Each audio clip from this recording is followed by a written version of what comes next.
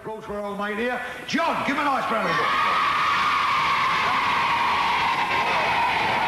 Turn around here, John. Now, what have we got here, mate? This is a Quasar motorcycle. Simply what? Quasar. A Quasar? I've never seen one of these before. No, there's not too many around, yes, but we're going to rectify that very shortly in the new year. You manufacture, right? Yes, we do. And what's the nice points about these? Well, you're totally protected from the weather. Yeah. It's very economical to use. Yeah. High top speed. What do you say economical? What sort of mileage? About 70 per gallon. 70 to the gallon. And you can't get wet in them, can you? No, not in normal riding. The only time you get wet is if there's a crosswind and you're going fairly slowly in the rain. Well, it's a completely new design. And we're hoping to sell this to our British police. Yes. At 75 mile a gallon. What's the top speed? 110. Hope you do well. Thank you, old Dolly. Thanks very much. Boys and girls, thank you.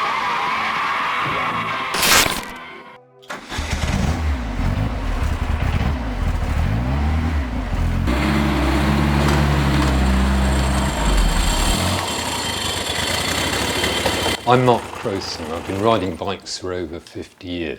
I started off riding off-road, but the minute I turned 17 in the mid-70s, like all my mates, I wanted a motorbike. And I rapidly progressed, starting with a BSA Bantam 2-stroke, a Triumph 350 twin, BSA 650 twin, and ultimately in the 70s, a Norton Commando, which was the hot bike to have in those days.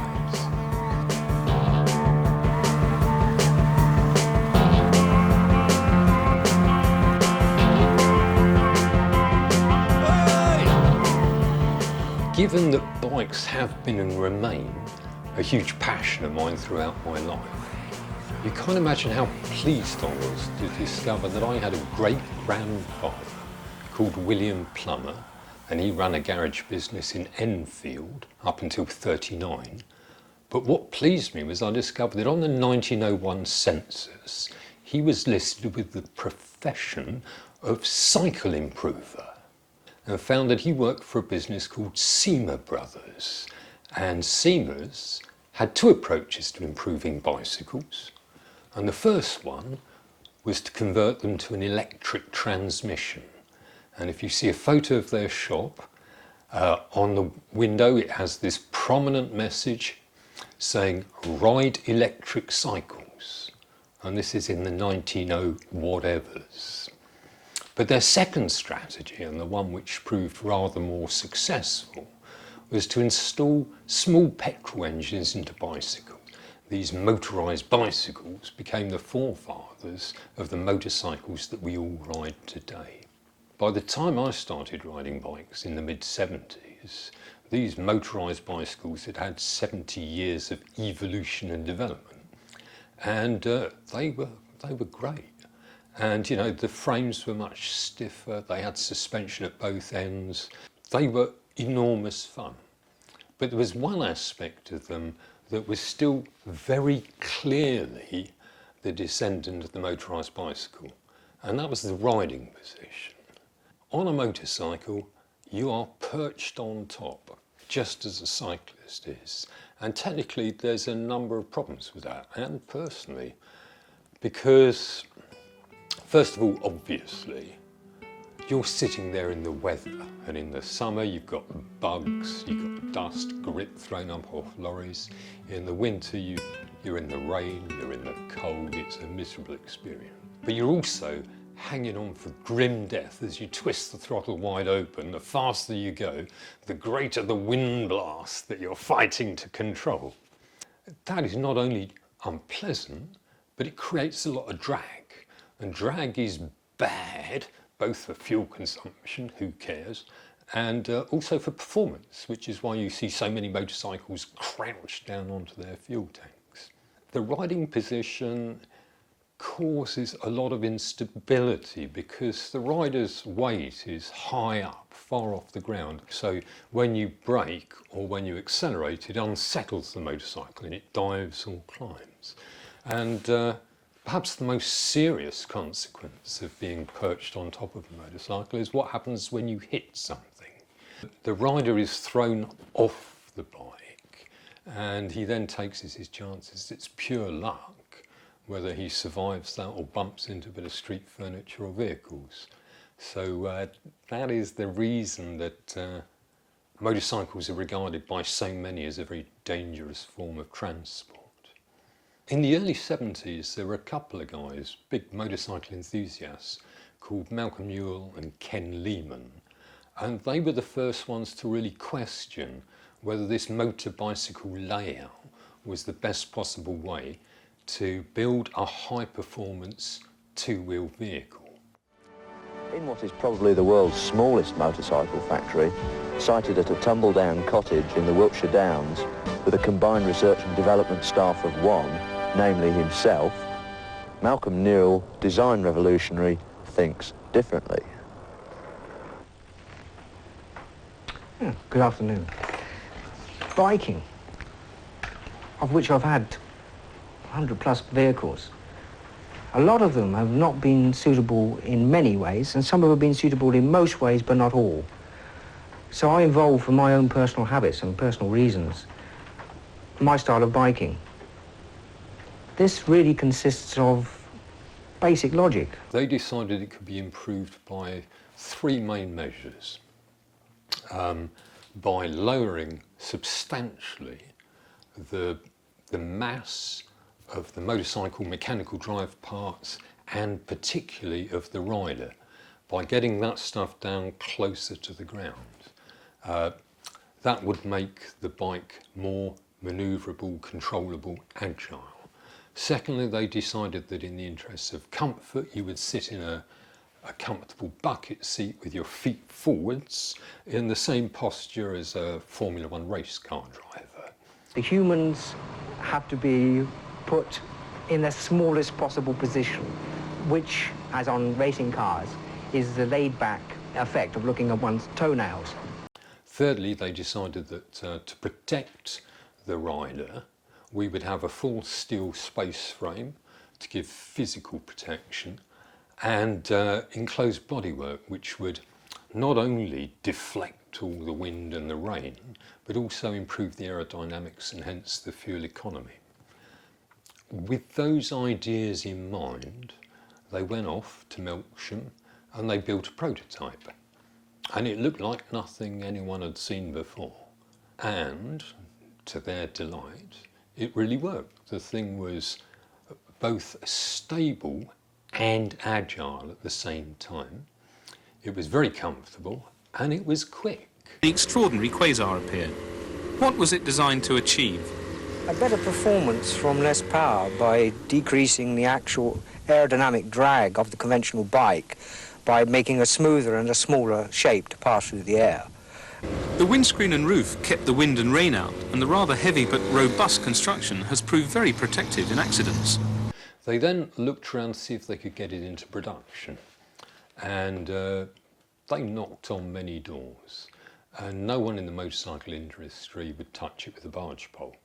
But they did eventually manage to persuade an engineering company in Bristol called Wilson's to take on building a number of prototypes or pre-production models and hopefully get it into production. And that was a very slow and expensive process, because this is not a vehicle that's based on existing components. So every part of it had to be designed, manufactured in very small batch quantities and hand assembled. And when the Quasar originally came out in 1976, by the time they'd done all the development, got a production model, it was 1976, and they were pricing that at £3,500. But a top-of-the-range BMW Tourer at that time, from a proven manufacturer of quality, was £2,900. So the Quasar was not an instant hit. At that time I was studying engineering, and reading these articles just persuaded me that this concept made complete sense, and I just wanted one. And as a student, I went on wanting one for quite a long time, because I didn't have £3,500. I bought my Norton Commando for £350. It's 10 times the price. So it was some years before I was in a position to exploit a loophole in the company's car purchase scheme and persuade them to finance me buying a Quasar. And so my next problem was, where would I find a Quasar? Well, all the magazine articles had talked about production of 50 a year, 100 a year. There were rumours they'd had an order from the States for 100 machines. Actually, in reality, Wilson's, during the years of 76 to 79, had built one factory demonstrator and 6 Quasars which had been sold to customers. And then they'd handed manufacturing over to a company called Romarsh in Calne in Wiltshire. And they'd built another 10, and that took us all the way up to 1982 when production ceased. So there were a total of 17 Quasars in the world, and I wasn't likely to get my hands on any of them. So I got in touch with Malcolm Newell, and this was in around 1985. And Malcolm had a mock-up Quasar that he used to take round to shows as a sort of attention grabber for his later projects. And he agreed to sell me that as a non-running, non-registered bike. I borrowed a large van from my friend Farmer Bill and took it down to Wiltshire, collected this bike and brought it home. And there then ensued several months of intensive workshop while I repaired a lot of the bits that were on the bike and sourced a lot of bits that weren't on the bike, until I had something that ran and I could run it up and down my driveway. But to drive it any further, I needed to book an MOT. And the MOT station in Battle took one look at it and said, "I'm not MOTing that, that's not safe." Which was a bit ironic, given that it was partially designed as a safer two-wheeler. But eventually I found someone who would MOT it, and then I got that first moment where I can actually take it for a run. And it was just fabulous. You know, it was effortless, and you knew immediately that this whole concept really does work. And it was like nothing I'd ever ridden before, and still is. That one? Yeah, it's the one sitting behind me. That's the one I bought in 1985 from Malcolm Newell. And here we are, nearly 40 years later, and it is still going strong and better than ever, because I've spent the last 40 years, occasionally tinkering it with it, improving various aspects of it, constantly re-engineering it, trying to make it better. But there's lots and lots of things that you do differently in a Quasar, whereas motorcyclists expect to hop off a motorcycle and into a Quasar and be able to ride it, but that really isn't a safe approach. And so is it more like a car? It is very much like a sports car. It really, I think that is the closest equivalent. Getting from a motorcycle into a Quasar is like getting out of a Land Rover and into a sports car.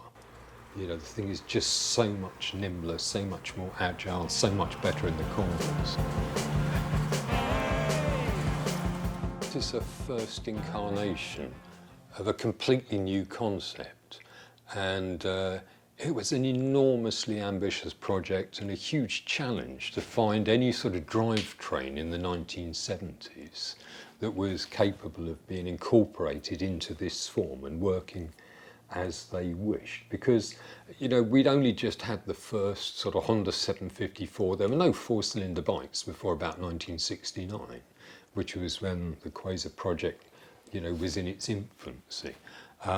So what Ken and Malk did was they adopted the 850cc 4-cylinder water-cooled shaft drive electric start out of the Reliant light car, like the Robin. And it's really impressive that with a bog standard off-the-shelf engine producing only 40 horsepower, a Quasar, which is heavily overgeared, will pull 110 mile an hour.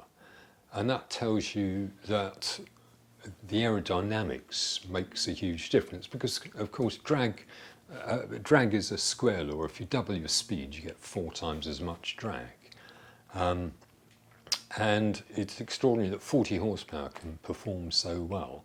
And if you lower the gearing, it goes appreciably quicker, although we haven't had any independent verification of how fast it can go with a Reliant engine, but it's significantly quick.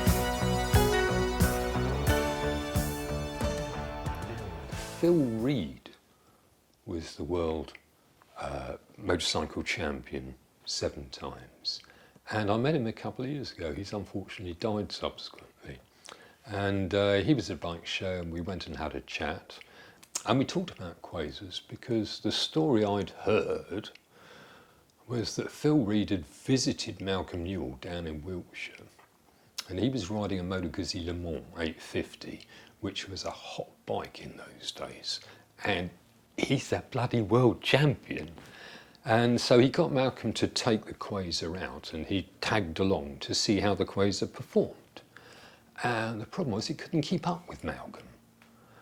And I thought this is going to be one of Malcolm's, barroom stories, that he's bragging about seeing off the world champion. But actually in the autobiography by Phil Reed, it does actually describe this.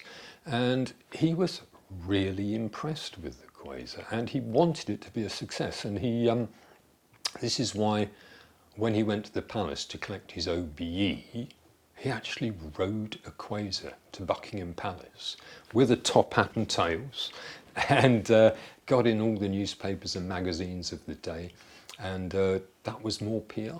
But the Quasar was never short of PR, it was never short of publicity. The guys used to go round lecturing about the Quasar, demonstrating the Quasar. They went to a lot of universities and talked to engineering students and things. They actually did a presentation at the Institute of Mechanical Engineers. They got an astonishing amount of coverage for a factory that had only built 17 bikes in 6 years. But somehow they didn't get the critical mass, so they were never able to move on. And the rumours of having huge interest for huge orders and things, they couldn't build them. They were building, 3 a year? Someone says they want 100. It requires a complete transformation of the production capability. I've been fortunate enough to own 5 Quasars. I have my original one, which I bought from Malcolm Newell in 1985, and I had the learning experience of getting it all together and working. Subsequently, I bought one from John Malfoy, who ran the project at Romar. After that, I was offered a Quasar, which was in the south of France. The owner was a gentleman who was working on the Concorde project down in Toulouse, and he lived in Bristol, and he used the Quasar to commute from Bristol to the south of France on a regular basis. But when his contract on the project ended, he left the Quasar in a garage in France, completely dismantled. So again around 2000, his family got in touch and said, is there any interest in these things? Would you be interested in buying it? And I looked at all the photos and it was mostly there. There was no engine, no fuel tank, a few other bits and pieces missing. But I have extensive spares. I've travelled the country buying up everything I can find to do with Quasars, and I've been working on them long enough that all the mechanical stuff I have reasonable spares for. So I said, yeah, I'd take it, and they loaded it all up into a trailer, drove it up to my house and dumped it on my doorstep. So all in all, I have 4 Quasars now. I made it a bit of a project some years back to try and track down all the Quasars, and I found most of them. And in practice, I've worked on quite a few of them. So, most of them are in this country, but there was one in South Africa, and when that came back, I recommissioned that one to get it roadworthy. Obviously, there was one in France, and that's come back, and I recommissioned that one. But regrettably, there is one that used to be in Lansing, which is now in a racetrack museum in Germany. So that one slipped the net. But most of the others I've managed to track down. Not that I've been around and seen them all, because they're scattered all over the country, but I've talked to the owners and I've got photos and things. But there is one that belonged to a guy who was serving in the forces in Germany. And his home base was Kent, and he brought the Quasar home and left it there for servicing, and it was stolen, which is the most bizarre thing, because what would you do with it? I mean, you couldn't ride it round the neighbourhood and no one would notice. Everywhere you go in a Quasar, everyone stares at you. Every time you stop, people come and talk to you. So if you stole a Quasar, pretty much all you could do is hide it in a shed. There's no financial motivation, because although it's a valuable bike, if you have no title to it, and the parts don't fit any other bike, and you know, a Reliant engine is not a valuable thing. You can get one of those down the scrapyard anytime you like. So it's absolutely baffling. And this was probably nearly 20 years ago it was stolen, and it's never been seen since, which is very perplexing. The biggest tragedy of the Quasar story is that there was no evolution, there was no progression. They produced one model, their first design, and no one carried it forwards. It was actually very innovative. So the Quasar was developed at the time that Avon were developing their Roadrunner tubeless tyres, and the Quasar is one of the first bikes in the world to be fitted with tubeless tyres as standard. It has triple disc brakes in the early 70s, fitted with AP Racing brake calipers, two at the front, one at the back obviously. When we go up a little higher, we have twin quartz halogen headlamps, which was unprecedented. We have a laminated glass windscreen with wipers and washers. Beneath the shelf under the windscreen, we have a heater, and that serves to demist the windscreen, and it also blows warm air onto your handlebars so that your hands are kept warm. At the rear, it has an enormous tail light. This entire panel, nearly 2 square feet of it, and the whole thing is illuminated by fluorescent strips. It has 4 high-level brake lights, and the idea of those is that if a car is following close behind you, the brake lights are visible through that car to following traffic. And of course, it has integral storage, which is accessed through the boot.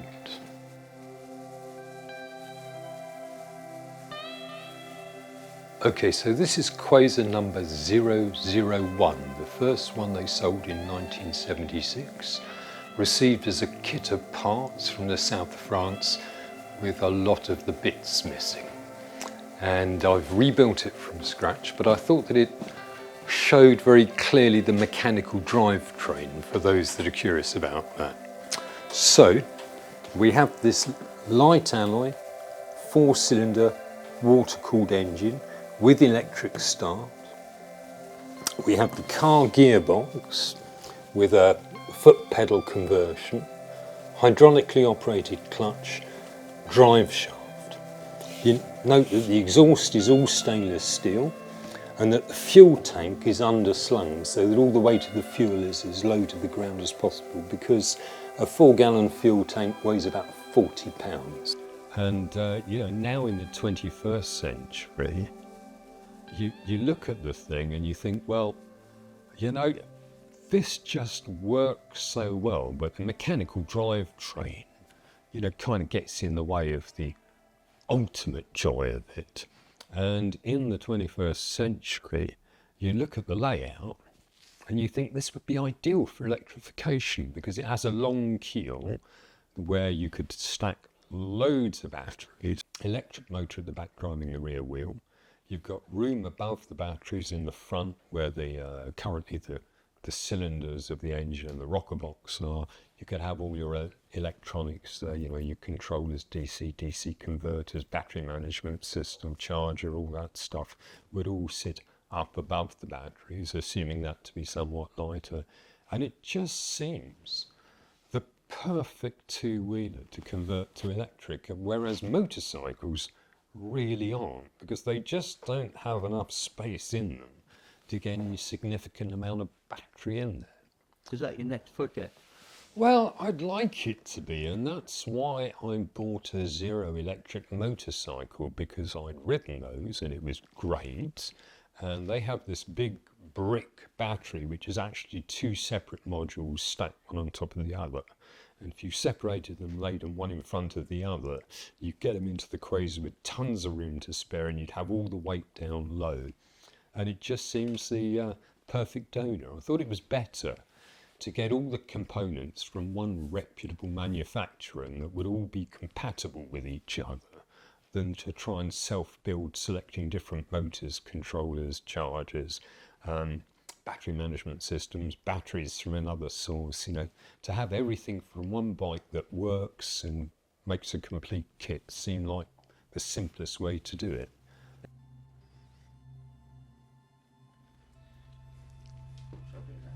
Of course, we have this 4-cylinder water-cooled shaft drive electric start engine and the associated car gearbox, drive shafts, exhaust system, battery and fuel tank, underslung fuel tank obviously.